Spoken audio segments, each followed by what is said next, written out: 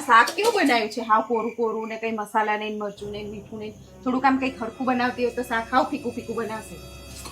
અને આ કુકર ક્યારનું મૂક્યું છે? ખીચડી બળી ગઈ એવી વાસ આવે છે. ધ્યાન રાખતી હોય તો થોડું સી ખબર આમ ખીચડી મૂકીને ફોન જોવા બેસી જાય છે. સારું.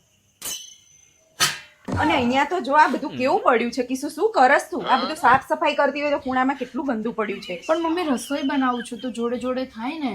જોડે જોડે થાય તો થોડું સાફ રખાય આ બધું. એ કીશું હા મમ્મી.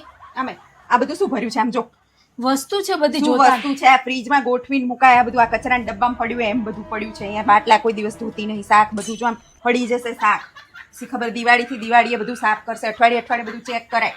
સારું. એ ધ્યાન જ રાખતી નહીં બાપા. લો આ તો ક્યાં ગઈ કીશું? હા મમ્મી. આ જો આ સીપટ કેટલી છે? લૂછતી હોય તો આ બધું તને બધી વસ્તુમાં કહેવાનું મારે કે આ કર કહીએ તો જ કરવાનું. Sorry mummy. શું લાવી કીશું?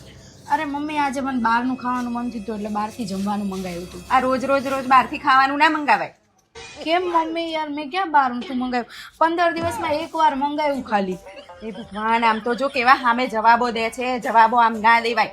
અમારા હાઉ હતા ને, અમને કેટલું વટકાતા, કેટલું કહેતા હતા, તો અમે અવાજે નતા કરી શકતા. અને તમે તો સામે ને સામે જીભડો ચલવો છો. પણ મમ્મી હું ક્યાં સામે બોલેલી તમારી? ખાલી મેં કીધું. અરે આમ તો જો હું ઘરમાં કઈ લપ કરું છું, કોઈ કચકચ કરી મેં તમને કઈ કહું છું તો તમને કઈ કોક વાર કીધું હોય તો સામે જવાબ દઈ દે છે. હું ઘરમાં કઈ જ લપ નહીં કરતી, બધું મૂકી દીધું તોય તમે આવું કરો છો.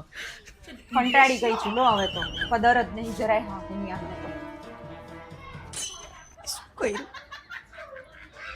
તરત સામે જવાબ દઈ દીધે. સોરી મમ્મી ભૂલ થઈ ગઈ.